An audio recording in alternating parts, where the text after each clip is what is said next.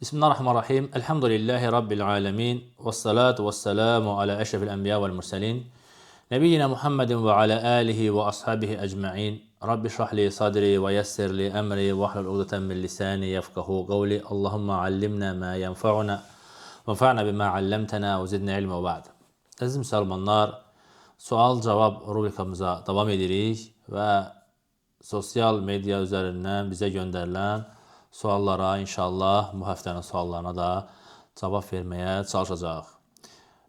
Sualda gəlir ki, ticarətdə calaq mövzusu haqqındadır. Məsələn, biri bir malı 10 manata satır, digər bu malı başqasına 20 manata deyir. O ortada 10 manat qazanır. Bunun hökmü nədir? Cavab odur ki, bu kimi calaq əməllər şəriətdə icazəli deyil. Yəni, çünki calaq dediyimiz, yəni vasitəçi olmaqdır və yaxud yəni ərəbcə buna simsar deyilir, yəni maklerlik etməkdir. O isə özünün müəyyən qiymətini deməlidir ki, mənim zəhmət haqqım budur. Belə bir şey ala bilər, lakin malın üstünə qiymət qoyub öz malı kimi satması halal deyil. Çünki Rasulullah sallallahu aleyhi və səlləm hədisdə buyurur ki, yəni sənin özünün olmayan malı satma. Yəni insanın öz mülkündə olmayan malı satmasını Peyğəmbərimiz sallallahu aleyhi və səlləm qadağan etmişdir. Və bu insan da, ortadakı calaq dediyimiz insan da başqasının mülkünü üstünə qiymət qoyaraq satır. Bu doğru deyil. Lakin o insan özü bilir ki, bu mala müştərilər var. Müştəridən öncə heç bir razılıq yəni ümumi olaraq müştərinin olduğunu bildiyi halda müştəridən ön ödəmə almamaq şərti ilə gedir malı 10 manata ala bilər. Sonra gətirər deyək ki, məndə mal var, 20 manata satıram. Bu şəkildə öz mülkiyyətinə keçirdikdən sonra onu sata bilər. Lakin arada mücərrəd calaq vasitəsilə pulun üstünə pul qoyub satması ona halal deyil. Düzünü Allah bilir. Növbəti sualda soruşur ki, buxur necə istifadə olunur? Buxur yandırırsınız, kömürlə yandırırsınız və onun tüstüsü də evə yayılır. Yəni, burada hər hansı bir insanın etiqad etməsi doğru deyil. Buxur yandırılarkən, buxur və ya üzərli və ya bu kimi şeylər, insanlar bunu etiqad üzərində etməsi, insanın şirkə düşməsi deməkdir. Və insan o ətirlərin, o tüstü şəklində olan ətirləri sırf yəni, evini ətirləmək üçün, gözəl qoxu gəlsin deyə etməsi, bu icazəlidir. Çünki burada hər hansı bir etiqad filan yoxdur. Lakin bunu etiqad üzərindən edərsə, ki, bu nələrisə qovur və s. bu batil inanışlardır, xurafatdır. Dinimiz də belə bir şeylərə izin vermir. Düzünü Allah bilir. Növbəti sualda soruşur ki, ərəb dilini ödəniş müqabilində öyrətmək olarmı? Cavab odur ki, ərəb dili də digər dillər kimi insan onu ödəniş müqabilində öyrədə bilər. Ərəb dilini də yəni, söhbət burada dilçilikdən gedirsə, dilin özünü öyrənməkdən gedirsə, bəli, ərəb dilini də pulla öyrətməkdə heç bir problem yoxdur. Yəni, bunu da qadağan edən hər hansı bir dəlil yoxdur. Lakin Quranın təlimi isə tamam fərqlidir. Allah Azza və Cəllənin kitabını oxumağı öyrətmək və yaxud Quranı əzbərlətmək, pul qarşılığında bunu etmək, bu artıq qurbə deyilir buna. Yəni, Allaha yaxınlaşdırıcı bir əməldir. İnsanı Allaha yaxınlaşdıran əməldir və Allaha yaxınlaşdıran əməllər də pul müqabilində öyrədilməz. Bunu edilməz. Bunun edilməsi doğru deyil. Lakin deyək ki, bir insan bir məktəbdə işləyir, hər hansı bir mədrəsədə işləyir, yəni dövlət tərəfindən və yaxud üçüncü bir tərəfdən, hər hansı bir yardım fondu tərəfindən onun ehtiyacları qarşılanırsa ki, və sən də bunun buradakı müsəlman övladlarına Quran dərsi keç, bu da problem deyil. Lakin öyrətdiyi tələbələrin özündən Quran öyrətdiyinə görə pul alması doğru deyil. Düzünü Allah bilir. Növbəti sualda soruşur ki, uşaq doğulduqdan sonra bir dəfə verilən süd pulu anaya düşür, yoxsa ataya? Azərbaycanda deyirlər ki, bu süd pulu anaya verilir. Cavab odur ki, bu pulu verən tərəf, idarə, təşkilat və yaxud dövlətin, onlar bunu kimin üçün verirlər? Biz ona baxırıq. Verən bunu kimin üçün xüsusiləşdirmişdir? Kimin üçün aid etmişdir? Əgər desələr ki, biz bunu ana üçün verilir, bu süd pulu ananındır, yəni bu təyinat nöqtəsi onu verənə bağlıdır. Verən onu kimə verirsə, pul ona çatır. Ana üçün ayrıldığını deyirsə, deməli o pul ananındır. adına süd pulu qoyub desələr ki, yox, məsələn, fərz edək, desələr ki, yox, biz buna süd pulu desək də, amma bu ataya çatacaq puldur. Dövlət deyir ki, biz bunu ataya veririk. Hətta sabah, məsələn, ananın da kartı var, atanın da kartı var. Dövlət ananın kartını qəbul etmir. Deyir ki, atanın kartı olsun. Əgər belə bir şey olarsa, o zaman demək ki, dövlət onu anaya deyil, ataya vermiş olur. Lakin bunu izah edirlərsə ki, biz bunu anaya veririk, o zaman o ananın haqqıdır. Düzünü Allah bilir. Növbəti sualda soruşur ki, bəzi qardaşlar deyir ki, saqqalı tam qırxmamaq şərti ilə 4 barmaqdan da az saxlamaq icazəlidir və saqqalı çox saxlamaq vacib deyil. Bu doğrudurmu? Xeyr, bu doğru deyil. Alimlər 4 barmağın hökmündə ittifaq ediblər. 4 məzhəb alimləri ittifaq ediblər ki, 4 barmaq ən azı nədir? Vacibdir. Çünki Rasulullah s.ə.v hədislərində yalnız saqqalı saxlamağı əmr edir. Saqqalınızı uzadın, saqqalınızı artırın, saqqalınızı vurmayın kimi ümumi ləfzlərdir. Və bu ləfzlərin hər biri də saqqalı qısaltmağı buyurmur, əksinə uzatmağı əmr edir. Lakin orada bir məsələ gəlir ki, yalnız İmam Əhmədin məzhəbində var ki, İmam Əhməddən belə bir görüş var ki, o da İbn Ömər radiyallahu anhümənin feylinə görə ki, həcdə və ümrədə olarkən 4 barmaqdan artığını kəsmək olar. 4 barmaqdan artığını kəsmək olar, amma 4 barmaqdan daha da azaltmağı bunu deyən yoxdur. Əhl-i sünnədə möhtəbər belə bir görüş yoxdur. 4 barmağın hökmündə də o da nəyə görə deyirlər? Allah Azza və Cəllə ayədə buyurur ki, Quran-ı Kərimdə buyurur ki, muhalliqinə ruusakum və muqassirinə la təxafun. Siz tədxulunəl məscid-i harama inşallah muhalliqinə ruusakum və muqassirinə la təxafun. Siz inşallah məscid-i harama, yəni Kəbəyə daxil olacaqsınız. Əmin-amanlıq içərisində saçınızı qırxmış halda və qısaltmış halda. Və İbn Ömər radiyallahu anh bu ayəni təfsir edir ki, saç qırxmaq saça aiddir, qısaltmaq isə saqqala aiddir. Həcdən sonra saqqalı qısaldardı. Və İmam Əhməd rahimehullah da bunun üzərinə fətva verib ki, həccə və ümrəyə gedən 4 barmaqdan artığını kəsə bilər. İbn Ömərin feylinə görə həcc və ümrədən sonra 4 barmaqdan artığını kəsə bilər. Lakin digər 3 məzhəb, Hənəfilər, Şafilər və Malikilər isə hətta onun da haram olduğunu deyiblər. Bu yüzden deyirik ki, belə bir fətva, belə bir rəy yoxdur ki, 4 barmaqdan da daha da azaltmaq deyən bir rəy yoxdur. Və bunu da deyən, biz o adama dəlil tələb edirik ki, bu dediyin şeyinin dəlilini gətir. Dəlil gətirə bilməzsənsə, o zaman borcundur ki, dəlilə tabi olasan. Düzünü Allah bilir. Növbəti sualda soruşur ki, mən qızıl brilyantda satıcı işləyirəm, maaşdan əlavə gəlirin 10%-ni alıram, yəni nəqd satışım. Qızılın nisyə satışı icazə olmadığını bilirəm. Ancaq müdir nisyə mal satır və həmin qazancdan da mənə 10% xeyir verir. Bir neçə vaxtda ki, bu məsələ məni narahat edir, mən necə hesaplamalıyam? Brilyantın üstündə qalan gəlirin 10%-ni götürməliyəm, yoxsa ümumiyyətlə imtina etməliyəm? Cavab odur ki, yəni şübhəli yerdirsə, başqa yəni haram, yəni ki, nisyə mal qızıl satmayan başqa bir dükan varsa, orada satıcı işləmə imkanı varsa, dükanı dəyişin, məsələni kökündən həll etmiş olarsınız. Yox, əgər buna imkan yoxsa, bunu bacarmırsınızsa, ən azından müdirlə danışın ki, maaşımı verin. Bir də o nəqd satışlardan götürə bilərsiniz 10%, artıq orada haram yoxdur. Lakin haram olan alverdən siz faizini götürməyin, haram olan alverdən faizi almayın. Yox desəniz ki, biz onu artıq ayrı edə bilməyəcəyik, ümumi satışdan hesablayıb 10% verir. O zaman siz müdirlə yalnız maaşa danışın, 10% satışdan 10% gəlirin alınmasını isə nədir, ondan imtina edin. Düzünü Allah bilir. Növbəti sualda soruşur ki, qəbirdə ölən şəxsə cənnətli yaxud cəhənnəmli olduğu bəlli olacaq. Yəni, iman əhlidirsə qəbir genişlənəcək və ya cənnətdən bir qapı açılacağı doğrudur. Bəli, doğrudur. Bu barədə Peyğəmbər sallallahu aleyhi ve sellemin hədislər var ki, insan, yəni müminə qəbrə qoyulduqdan sonra soruşulanda ki, Rəbbin kimdir, dinin nədir, Peyğəmbərin kimdir? O cavab verdikdən sonra ona cənnətdən bir qapı açılıb, cənnətə gedəcəyi yer göstərilir. Həmçinin də kafir və münafiq üçün cavab verə bilmədiyi təqdirdə onun gedəcəyi cəhənnəmdəki yer ona göstərilir. Və bu hədislərlə sabitdir. Düzünü Allah bilir.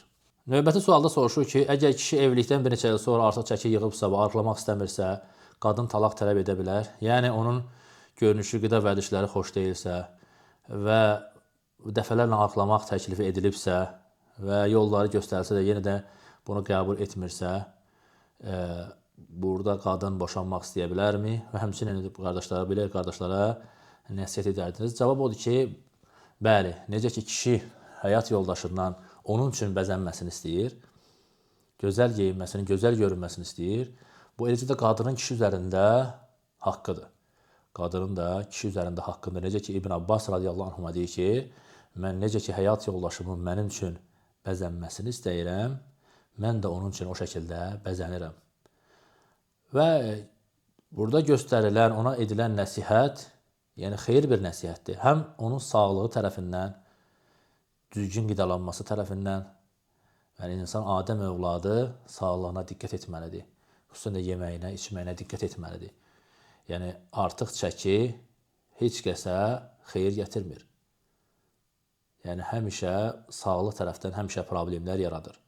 Və burada edilən nəsihət də gözəl nəsihətdir. Peyğəmbər sallallahu aleyhi və səlləm zövcələri ilə məsləhət edərdi.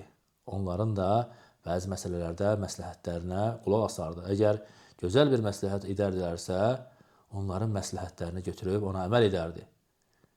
Və kişiyə də yaraşan budur ki, onun üçün həyat yoldaşı onu düşünürsə, kişiyə yaraşan odur ki, ona təşəkkür etsin və onun etdiyi məsləhətlərə əməl etsin. Həmçinin sağlıqlarına diqqət etsin. Necə ki, yoldaşı onun üçün gözəl görünür, yəni görünməyə çalışır.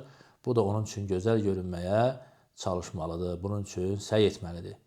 O ki, qaldı boşanmaq istəməyə. Yəni, talağın hökmü, yəni insan hər şeydə talağa, boşanmağa qaçmamalıdır. Yəni, boşanmaq məsələsi, necə ki, hədisdə gəlir ki, Allahın qəzəbinə gələn halaldır. Yəni, halal olmasına rəğmən Allah Azza və Cəllənin sevmədiyi bir əməldir. Adəm övladı buna rəğbət göstərməməlidir. Həmən talağa, boşanmağa qaçmamalıdır. İstər bu kişilərə də aiddir, həmçinin qadınlara da aiddir ki, nə olursa həmən talaq istəmək, boşanma istəmək. Yəni, Peyğəmbər sallallahu aleyhi və səlləm hədisdə buyurur ki, mömin kişi mömin qadından ayrılmasın. Bir tərəfi xoşuna gəlməsə, digər yaxşı tərəflərini xatırlasın. Bu kişiyə xitabdır. Eyni zamanda bu qadınlara da şamil olunur. Qadın da həmçinin həyat yoldaşının zahiri görünüşü xoşuna gəlməsə, başqa yaxşı xasiyyətlərini xatırlasın ki, məsələn, ailəsinə baxandır, ailəsi canlıdır, uşaqlarını sevəndir, mənə hörmət edəndir və s. digər yaxşı, onun hansı xüsusiyyətləri var, o xüsusiyyətləri xatırlayaraq ailə bağlarının davam etməsi üçün səy etməlidir. Və eyni zamanda da usanmamalıdır, bezməməlidir, gözəl şəkildə bir yolla həyat yoldaşını razı salmağa çalışmalıdır ki, o da sağlam qidalanmağa yönəlsin deyə. Düzün Allah bilir. Növbəti sualda soruşur ki, mən anamın razılığı və xəbəri olmadan ailə qurmuşam. Anam cahil olduğu üçün razı olmayacağını bilirdim. Atam vəfat edib, əmim, babam yoxdur, qardaşım var, lakin onun da mənə nə o məni tanıyır, nə də mən onu tanımıram. Yaşı da 11-dir. Qohumlarımdan vələ tapmadığım üçün yaxından tanıdığım bir bacının yoldaşı vəliyimi etdi və ailə qurdum. Yoldaşım da təəssüf ki, xavaricilərlə oturub durub bizim elm tələbələrinə qulaq asmır. Etdiyim əməl səhvdir. Elə etsə necə düzəldə bilərəm? Cavab odur ki, nikah batildir. Sıradan bir qardaşın sizə vəli durmasına heç bir haqqı yoxdur. Heç bir haqqı yoxdur. Rasulullah sallallahu əleyhi və səlləm buyurur ki, "Lə nikahə illə bi vəli." Vəlisiz nikah yoxdur. Bu nikah da vəlisiz qıyılmış nikahdır. Vəlisiz qıyılmış nikahdır. O və o adamın gəlib vəli kimi iştirak etməsi onun varlığı ilə yoxluğu eynidir. Çünki hədis var ki, əgər bir insanın vəlisi olmazsa, onun vəlisi sultandır. Sultan əgər ki, dövlət başçısı yoxdursa, onun təyin etdiyi insanlar, onlar da yoxdursa, məsələn, insan elə bir yerdə yaşayır ki, o ölkədə yoxdur.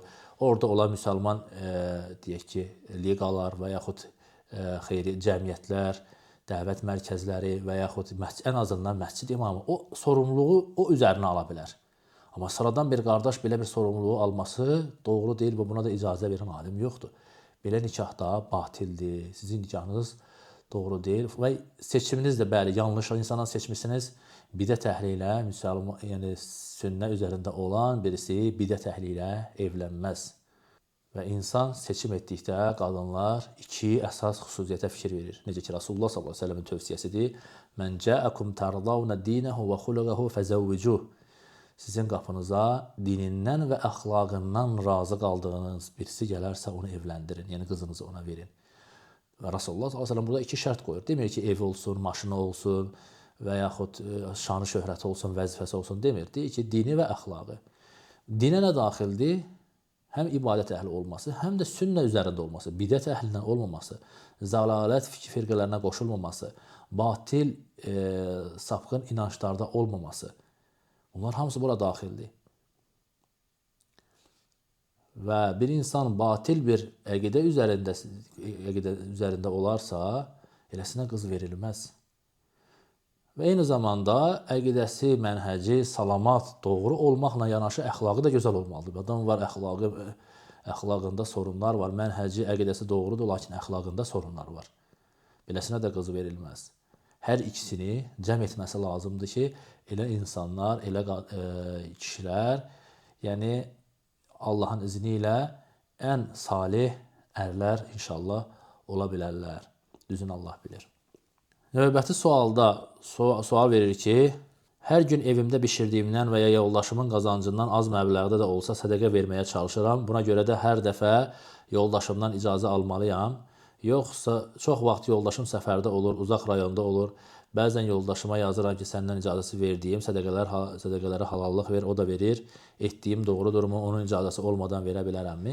Siz əgər bu şəkildə edirsinizsə, bir dəfəlik yoldaşınızdan ümumi olaraq icazə alın ki, sənin mülkündən ehtiyac sahibləri gördükdə az da olsa sədəqə verirəm. Ümumi olaraq buna icazə alın, hər dəfəsinə ayrı-ayrı icazə almağa gərək qalmasın. Əgər buna icazə verərsə ki, problem yoxdur, elə bil ki, mən buna sevinərəm. Məsələn, insan var, deyir ki, mən buna sevinirəm, əlhamdülillah, Allah razı olsun. Sən mənim malımın artmasına səbəb olursan, çünki sədəqə malı artırır. Mənim o, deyək ki, ehtiyac sahiblərini axtarmağa, onlara sədəqə verməyə vaxtım yoxdur, işimlə əlaqədar, bunu edə bilmirəm. Təbii ki, rastıma gəldikdə bunu edirəm yalnız. Lakin sənin belə bir şeyə daha çox rastlaşırsan deyə, məsələn, bacılar arasında və s. və sən mənim əvəzimə bunu edirsinizsə, buna görə sənə təşəkkür edirəm deyirsə, hər dəfəsində buna icazə almağa gərək yoxdur. Lakin bilsəniz ki, yoldaşınız buna icazə vermir, hər dəfə istədikdə artıq vermişəm, sədəqə vermişəm, halallıq ver deyə, o da deyir, tamam, yaxşı, halal edirəm, lakin öncədən istəyəndə buna icazə vermirsə, o zaman sizin onun malından sədəqə verməyiniz doğru deyil. Onun malından, çünki o icazə vermirsə, məsələn, onun icazəsinə bağlıdır. Buna razı deyilsə, yalnız razılıq artıq verdikdən sonra, yəni bu şəkildə razı olursa, lakin öncədən desəniz razı olmursa, o zaman sizin onun malından sədəqə verməyiniz doğru deyil, düzünü Allah bilir. Növbəti sualda deyir ki, evdə tez-tez istehzalar və s. edilir. Mən də bəzən onlara xəbərdarlıq edirəm, bəzən isə sadəcə olaraq yəni otağa keçirəm ki, onların söhbətinə qoşulmaqla günah qazanmayım. Mənə məsləhət verərdiniz, çox xahiş edirəm. Onları bu münkərdən necə çəkindirə bilərəm və ən əsası özümü onların fitnəsindən necə qoruya bilərəm. Yəni, bunun üçün birinci Allah Azəvə Cəllə dua etmək lazımdır. Onlar üçün Allahdan hidayət istəmək lazımdır. Daimə dua etmək lazımdır. Bəli, onlar istehza edərlərsə, onlarla bir məclisdə oturmayın. Dinə qarşı nəsə bir xoşa gəlməz sözlər deyərlərsə, onlarla oturmayın. Əgər inkar edə bilməyəcəksinizsə, orada susub oturmayın. Və qalxın və belə deyək, tavır göstərin, onlara qarşı sərt münasibət göstərin. Deyin ki, siz mənim özümü təhqir etsəniz, mən Allah üçün sizə susaram. Lakin dinim mənim öz canımdan da, qanımdan da, hər şeyimdən də mənə əzizdir. Və onlara qarşı sərt tavır göstərin. O şey ki, onları bu əməlindən döndərəcək, bunu edin. O əməl ki, onları döndürəcək. Və yaxud deyək ki, sual verən əgər bir kişidirsə, evdən ayrılıb başqa yerdə yaşamaq imkanı varsa, o zaman desin ki, mən sizdən ayrılıram, mən sizlə bir ev altında yaşamayacağam. Bu əməlinizi tərk edənə qədər mən bir daha bu evə dönməyəcəm. Yox, bunu sual verən xanımdırsa, yəni o zaman etdiyi kimi davam eləsin, onlara sərt təpki göstərsin və inkar etməyə qadir olmayanda da otağına çəkilsin, onlarla bir məclisdə olmasın. Düzünü Allah bilir. Növbəti sualda soruşur ki, xaricdə mal sifariş etdikdə, proqramda kassersiz seçim vurduqda, Kargo şirkəti bonus pul verir. O pullardan istifadə etmək olarmı? Başqası üçün sifariş vurduqda mənim kartımla bu pul sifariş edənin olur, yoxsa mən istifadə edə bilərəmmi? Cavab budur ki, xaricdən mal sifariş edikdə kargo şirkəti tərəfindən verilən bonus, yəni bu bankın deyil, kargo şirkətinin verdiyi bir bonusdursa, hədiyyədirsə, bəli, bunu götürmək icazəlidir. Bunu götürməkdə problem yoxdur. Onun verdiyi bir hədiyyədir, endirimdir, müəyyən bir endirim etməsidir. Müştərini cəlb etmək üçün etdiyi endirimlərdir. Lakin bu kartın, yəni bankın verdiyi bir hədiyyə olarsa, bankların, əgər o banklar ki, məsələn deyək ki, bizim ölkədəki kimi bankların bütün qazancı haram olan bankların hədiyyəsini qəbul etmək olmaz. Lakin o banklarda ki, halal filiallar var, halal şəkildə işləyirlər və o bankların qazancını isə, yəni qazancı halal və haram olan məsələsinə qayıdır. Qarışıq olan məsələsinə qayıdır. Eləncə hədiyyələri götürmək olar. Yəni o bonusları götürmək olar. Lakin yəni bizdə bəllidir ki, banklarda halal bir filial deyən bir şey yoxdur. Ona görə də o bankların verdiyi bonuslar və yaxud ürəklər və s. bunları götürmək olmaz. O ki qaldı, başqasına sizin kartla vurulursa, sizin endirim kartınızla başqasına mal sifariş edirsinizsə, siz burada sadəcə olaraq vasitəçisiniz, oradan heç bir gəlir götürmürsünüzsə, yəni bu razılaşmaya qayıdır. Ən yaxşısı budur ki, həmin adamın özünə deyin ki, bax burada bonuslar var. Öncədən deyirsiniz ki, mənim kartımla vurun, endirimlə, məsələn, mən sizə yardımcı ola bilərəm, lakin mənim də burada xeyrim, orada olan bonusların bu mal satan şirkətin verdiyi endirimlərin mənə qalmasıdır. Mənim xeyrim budur. Adam da yəni burada açıq alsın, aydın olsun ki, aldatma filan olmasın, sabahda o insanın qəlbinə düşməsin ki, mənim xeyrimi orada, mənim bonuslarımı özünə götürdü deyə belə bir iddiada olmasın. Düzünü Allah bilir. Növbəti sualda soruşur ki, psixologiya ilə məşğul olmaq, psixoloq kimi fəaliyyət göstərmək, bu yolla şəriətə müxalif bir şey olmadan insanların uşaqlıq travmalarını həll etməsinə kömək etmək olarmı? Yəni, insanların psixoloji durumlarının düzəltməsinin ən gözəl yolu onu dinlə onlara nəsihət etməkdir. Dini tərəfdən nəsihət etməkdir və Quranı dinləməsidir, Quranı oxumasıdır. Allah Azza və Cəllənin zikrinə yönəltməkdir. Yəni, dinimizdə psixoloji problemlərin həllinin hamısının problemlərin həlli yolları var. Allah Azza və Cəllə buyurur ki, Ələ bi zikrilləhi tatmainnul qulub. Bilin ki, qəlblər Allahın zikri ilə rahatlıq tapar. Bu qəlbdə problem varsa, bunu Allahın zikrinə yönəltmək lazımdır. Həmən psixoloqa getmək, psixoloq buna nəsihətlər eləsin və yaxud onu dinləsin, sonra hər hansı bir şeylər. Yəni, bunlar o insanlardır ki, o insanlar dindən xəbərləri yoxdur. O insanların əlində Allahın buyurduğu əlac yolları yoxdur. Sənin əlində əgər Allah Azza və Cəllənin buyurduğu əlac yolları, müalicə yolları varsa, belə bir şeylərə nə gərək var? Niyə görə insan şəriətin buyurduğu gözəl yollar olduğu halda belə yollara gedirlər? Növbəti sualda soruşur ki, qəbirstanlıqda xütbə verməyin hökmü, məsələn, toy məclislərində və ya qəbirstanlıqda və yaxud əskər apardı, əskər gəldi məclisi və s.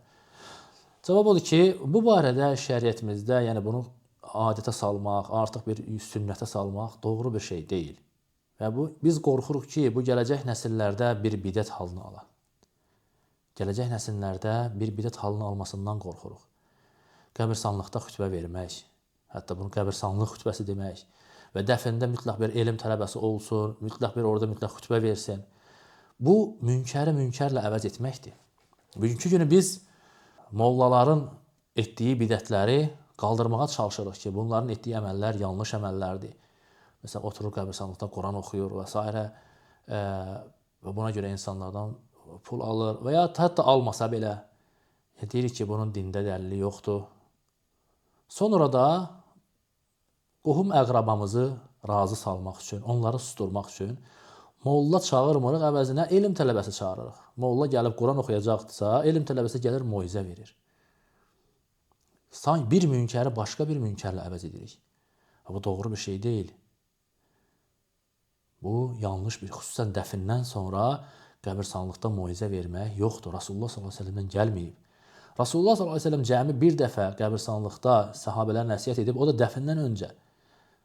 Məşhur Numan bin Bəşirin hədisidir, uzun hədisdir. Gəlir qəbirstanlığa, qəbir hazır olmur. sahabəni dəfn etməzdən öncə. Orada sahabələrə insan qəbrə qoyulduqdan sonra ona mələklər gələr, o barədə nəsihət edir. Qəbir hazır olana qədər. Lakin qəbirstanlıqdan dəfindən sonra isə yalnız bir kəlmə işlədir ki, qardaşınız üçün istiğfar edin, o indi sorğu-sualdadır. Dəfindən sonra tək edilən əməl hər kəsin əlini açıb vəfat etmiş insan üçün dua etməsidir. Allahdan onun üçün bağışlanma diləməsidir, onun üçün sabitlik diləməsidir. Baxın, bugünkü günü mollaların etdiyi əməlin, deyək ki, bəzi məzhəblərdə ölüyə Quran oxumaq deyən rəy var, görüş var. Ən azından deyir ki, o görüşdən tutub bunu edirlər. Qəbirstanlıqda dəfindən sonra xütbə verməyi hansı məzhəb deyir? Hansı məzhəbdə var? Belə bir görüş mü var?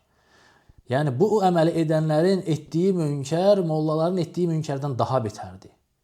Bir münkəri daha bir pis münkərlə əvəz etmək bu icazəli deyil. Üstəlik də, bəziləri deyir ki, biz burada məqsəd dində hər hansı bir yenilik gətirmək deyil, məqsəd insanlara xatırlamadır. Qəbirstanlıq xatırlama yeri deyil. Xatırlama yeri, insanlara moizə yeri məscidlərdir. Yaxud qəbirstanlıq olsun və yaxud toylar olsun, fərqi yoxdur. Bugünkü günü biz bunu əmələ davamlı olaraq edirik. Bizdən sonra gələn bizim övladlarımız, onlardan sonra gələnlər nə deyəcəklər? Deyəcəklər ki, bizim babalarımız elm tələbələri idi. Elm öyrənmiş insanlar idi. Biz babalarımızdan belə gördük. Qəbirstanlıqda mütləq xütbə verilməlidir deyə. Qəbirstanlıq xütbəsi var deyə. Necə ki, bugünkü günü yaşlı nəsil nə deyir? Biz babalarımızdan belə gördük, ölüyə Quran oxunar. Deyirsən ki, sünnədə yoxdur, deyir, yox, biz atalarımızdan, babalarımızdan belə gördük. Atamız məşhur molla idi. Babamız filan yerdə oxumuşdu, oxuyurdu. Eyni şeyi biz özümüzdən sonra qoyacaq. Bir bidətin əsasını qoyacaq, Allah qorusun. Ona görə insan bu məsələlərə diqqətli olmalıdır. Və buna həris olmamalıdır. İnsan xüsusən də bəzən olur ki, ölü sahibi, vəfat etmiş insanın yaxınları bir növ orada iştirak edən elm tələbələrindən tələb şəklində deyir ki, danış deyə. Ona cəmaatın içərisində bəzən də olur ki, elm tələbəsi danışmaq istəmir. Artıq vəfat etmişin, məsələn, atası, qardaşı deyir deyə, orada onu üzməsin deyə, o qırılmasın deyə danışır. Buna məcbur olur. Və biz bütün qardaşlara xitab edirik ki, belə bir şeylərə elm tələbələrini də vadar etməyin. Sünnədə nə gəlibsə, onunla yetərlənin. Həmçinin toylarda danışmaq məsələsi, qardaşlar. Toylar sevinç yeridir, şənlənmək yeridir. Xütbə vermək, dərs vermək yeri deyil. Bəli, hər kəs kimi elm tələbələri də orada təbrik edə bilərlər. Allahdan onlar üçün bərəkət diləyə bilərlər. Onların evliliyinin davamlı olması üçün, mübarək olması üçün Allaha dua edə bilərlər. Gözəl bir kəlmə işlədə bilərlər. Lakin yarım saat, 20 dəqiqə, yarım saat, 1 saat xütbə vermək, dərs vermək və toy xütbəsi deyək, belə bir şey yoxdur. Və yaxud əskər gəldi, əskər apardı, məclisləri təşkil etmək, bunun üçün elm tələbələri çağırılsın, gəlsin, dərslər versin. Dinimizdə belə bir şeylər yoxdur. Və insan bəli sevinə bilər, oğul əskərlikdən gəldiyinə görə Allah azə və cələ şükür olaraq heyvan kəsə bilər, insanları yedirə bilər. Bu problem deyil. Lakin bunun elm məclisinə çevirmək, yəni bu zikr məclisi olmalıdır, əskər gəldi, xütbəsi və s. bu şeylərin dində əsası yoxdur. Bu şeylərdə diqqətli olmamız lazımdır. Düzünü Allah bilir. Növbəti sualda soruşur ki, mən hansısa elm tələbəsinin və ya şeyxin dərsini paylaşarkən üzünü bağlamaq haqqında bilmək istərdim. Görürəm ki, bacıların əksəriyyəti üzü bağlayaraq paylaşır və deyir ki, buna məhrəm məsələsinə görədir. Bu doğrudurmu? Xeyr. Yəni bu elm əhlindən də görmüşük ki, onların üzünü bağlayaraq paylaşması deyən bir şey yoxdur. Şeyxlərin dərsi videoları çəkilir, paylaşılır, hər kəs də ona baxır. Lakin qadın baxmaq istəməzsə, videonu açır, lakin onun üzünə baxmadan onun səsini dinləyir. Peyğəmbər sallallahu aleyhi və səlləm bayram günü Bilalı da yanına alır, musallədə bayram namazını qıldıqdan sonra qadınlar tərəfə gedir, qadınlara tövsiyə edir. Rasulullah sallallahu aleyhi və səlləm qadınların yanına gedəndə öz üzünü bağladı mı? Xeyr. Yəni qadınlar mənim üzümü görməsin, üzü bağlı şəkildə onların içinə gedim, onlara xitab edim dedikdə Rasulullah sallallahu aleyhi və səlləm öz üzünü bağladı mı? Xeyr, bağlamadı. Yəni bu əmələ gərək yoxdur. Lakin qadın bəli evdə açır dərsi, hər hansı bir elm tələbəsinin, yaxşı şeyxin, alimin dərsinə qulaq asırsa, şərt deyil ki, ona baxaraq qulaq assın. Dərsi qoyur, dinləyərək ona qulaq asır. Düzünü Allah bilir. Sual verir ki, astral səyahət haqqında bədəndə 7 çakra və s. vaxtda məlumat verərdiniz.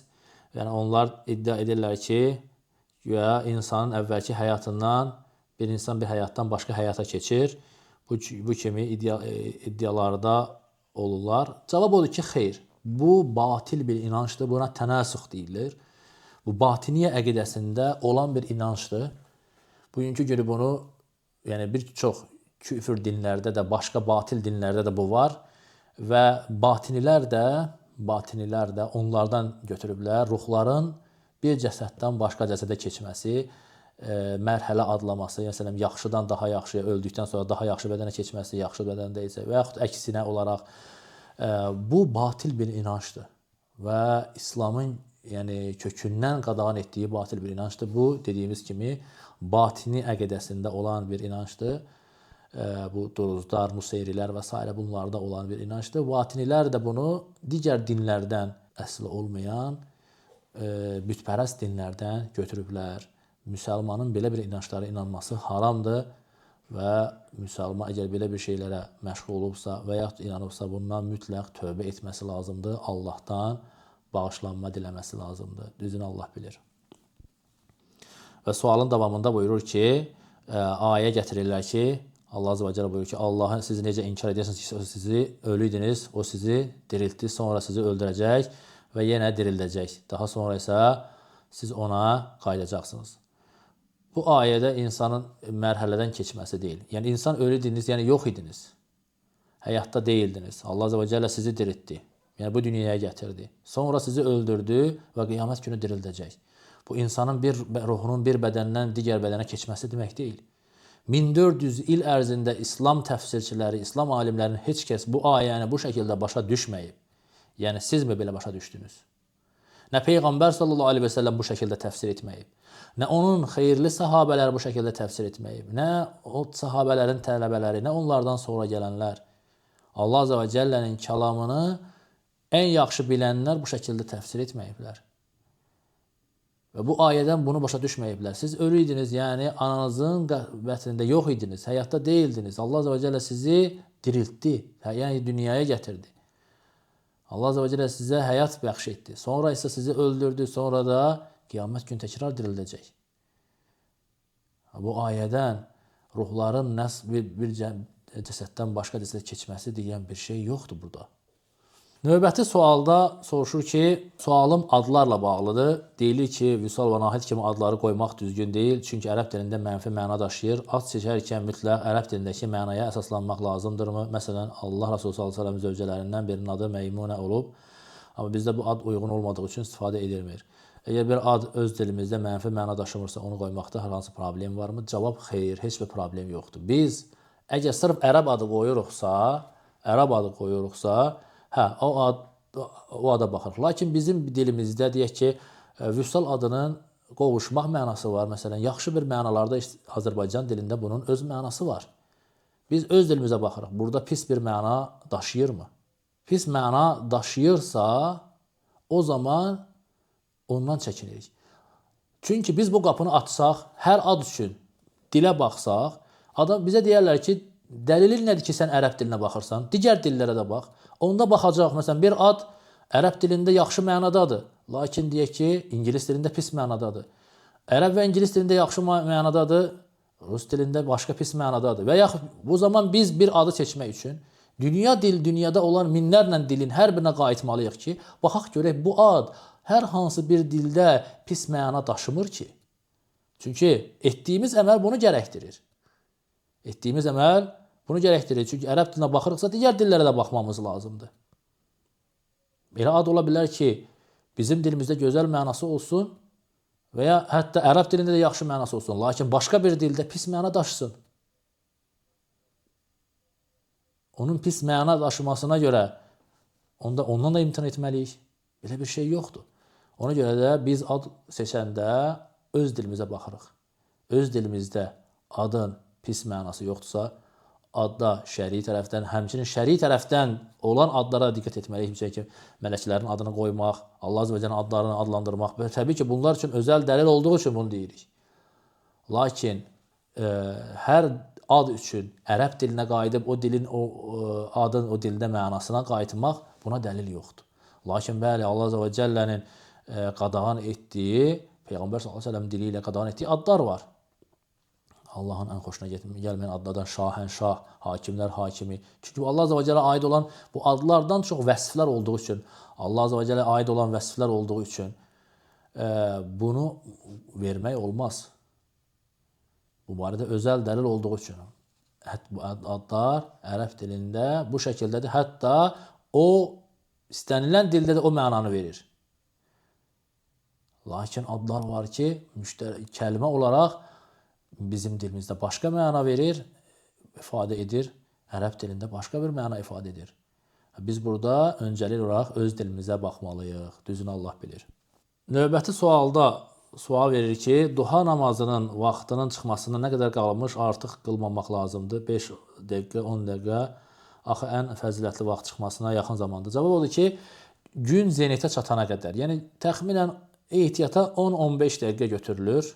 10-15 dəqiqə götürülür. O vaxta qədər duha namazını qıla bilərsiniz. Ən xeyirli vaxtı, yəni artıq zaten zöhrə 1 saat qalmış, o ən xeyirli vaxt daxil olur. Çünki artıq günəş qızan vaxtıdır. Dəvələrin ayağını yandıran vaxtıdır. Qumda dəvələrin ayağını yandıran vaxtıdır. Həmin vaxtıda duhanı qıla bilərsiniz. Amma artıq zenitə yaxınlaşdığı üçün, çünki artıq kərahət vaxtına, qadağan olunmuş vaxta daxil olduğu üçün həmin vaxtı zöhr gedənə qədər namaz qılınmaz. Düzünü Allah bilir. Sual verir ki, bizim Azərbaycanda mərəzi qaraçıları var. Allahın adı ilə, rizası xatiri ilə pul istəyirlər. Onlar bunu özünə qazanc bilirlər. Bu halda nə etməliyik? Cavab odur ki, yəni ümumi olaraq Peyğəmbər sallallahu əleyhi və səlləm bizə buyurur ki, bir insan miniyin üzərində belə gəlib sizdən istəsə, vermə imkanı varsa, ona bir şey verin. Yəni şərt deyil ki, o hər sizdən istəyənə böyük məbləğdə nəsə verəsiniz. Bir xurma olsa belə, bir konfet olsa belə ona verin. Yəni boş qaytarmamaq şərti ilə. Nəsihət etmə imkanı var da nəsihət edin. Lakin ona hər dəfə pul verərək şərt deyil ki, pul verirsiniz, onları öyrəşdirmiş olursunuz. Yəni cüzi bir şey də olsa, çox cüzi bir şey də olsa verin. Həm hədisə əməl etmiş olursunuz, həm də onlara bu qapını çox açmamış olursunuz. Təbii ki, insan dilənçiliyi özünə sənət etməməlidir. Qiyamət günü onlar, dilənçilər üzlərində ət olmadan gələcəklər. Amma bir insan Allahın adını çəkib istəyirsə, yenə dediyim kimi, cüzi bir şey də olsa, yəni söhbət puldan getmir, yəni ən cüzi bir şey, yəni bir dilim çörək də olsa verin. Həm də bu şəkildə siz Allah adına çəkildiyinə görə onu qaytarmamış olursunuz, həm də o adama göstərmiş olursunuz ki, bəli, sizin əməlinizə görə mən sizə pul vermirəm, lakin Allah adını çəkdiniz deyə mən bunu sizə vermiş oluram. Növbəti sualda soruşur ki, müasir texnika ilə süni yağış əmələ gətirmək və ya toplarla radar sistemləri ilə buludları dağıdıb yağışların qarşısını almaq haqqında dinimizin mövqeyi nədir? Yəni bunun yağışın qarşısını alıb-almamaq deyil də, məsələn, bu bugünkü günü bizim bir çox ölkələrdə var, yəni istifadə olunur. Bu Sovet dönəmindən də istifadə olunurdu, günümüzdə də istifadə olunur. Yəni məsələn, əkin sahələrinə yaxınlaşan, xüsusən də dolu yağmaq ehtimalı varsa, artıq buludları toplarla dağıtmaq, əkin sahələrini qurmaq üçün bu bir səbəbdir. Bu bir səbəbdir və burada şəriət tərəfdən hər hansı bir qadağa yoxdur. Dilimiz tərəfindən hər hansı bir qadağa yoxdur. Çünki orada məqsəd nədir? Allah Azza və Cəllənin endirdiyinin qarşısını almaq deyil. Yəni əkinçinin əkinini qorumaq, onun meyvəsini qorumaq və s. budur məqsəd. Məqsəd budur və bunda da heç bir problem yoxdur. Düzünü Allah bilir. Sual verir ki, bəzi dini kanallarda alimlərin və elm tələbələrinin şəkillərini süni intellekt ilə yenidən yaradırlar. Bu zaman alimin siması tam fərqli görünür. Bu cür etməyin şəriətdə hökmü nədir? Nəzərə alaq ki, istifadə etmək üçün internetdə həmin alim və tələbələrin kifayət qədər real şəkilləri mövcuddur. Cavab odur ki, xeyr, bu əməli etmək olmaz. Bu şəkil düzəltmək, şəkil yaratmağa daxildir. Bu barədə Peyğəmbər sallallahu əleyhi və səlləm buyurur ki, insanların qiyamət günü ən şiddətli əzab olunanları şəkil çəkənlər olacaq. Bu insanlar da şəkil çəkməyə daxil. Bu onların etdiyi də şəkil çəkməyə daxildir. O insanlar Allahdan qorxsunlar. Alimlərin şəkilləri var, videoları var. Onlardan istifadə etsinlər, lakin bu şəkildə şəkil düzəltmək olmaz, icazəli deyil. Növbəti sualda soruşur ki, banka pul qoymaq olarmı? Yəni əmanət kimi yerləşdirib üzərinə gələn pul götürmək icazəlidirmi? Xeyr, icazəli deyil. Bu açıq aydın ribadır, sələmdir və sələm də ən böyük həlak edici günahlardandır. İnsan tövbə etməlidir. Lakin pulunu qoymağa əgər etibar edəcəyi bir yer yoxdursa, əmin-amanlıq yoxdursa, kart hesabında bankda saxlaya bilər. Lakin oradan gələn faizdən imtina etmək şərti ilə onlara şərt qoyur ki, mənim pulumun üstünə faiz gəlməsin, mən o pulu istəmirəm. Sırf malını qorumaq üçün zərurət görərsə buna, o zaman saxlaya bilər. Növbəti sualda soruşur ki, mən Sumqayıtda yaşayıram, işimlə bağlı 2 ildir Xaçmaz şəhərinə bazar ertəsi gedib, orada qalıb cümə günü qayıdıram. Hər namazı öz vaxtında qılıram, düz qılıram namazlarımı, duha gecə namazlarını qılıram, cümələrə gedirəm, öncədən təşəkkür. Bəli, hər namazı öz vaxtında qılırsınız, siz səfər olaraq qılırsınız, namazları səfər olaraq qılırsınız. Yəni 2-2 qılırsınız, əgər özünüz qılırsınızsa, cəmaatı qılırsa imama uyursunuz. Duha da, gecə namazları, cümə namazları da qılırsınız, bəli, əməliniz düzdür. Düzünü Allah bilir. Allah Azza və Cəllə istəyirəm ki, biz eşidib faydalanlardan eləsin, eşidib yaxşıdan tabulanlardan eləsin. Subhanakallahumma bihamdik, əşhədu an la ilaha illa ente, estəğfiruka və etûbü ileyk.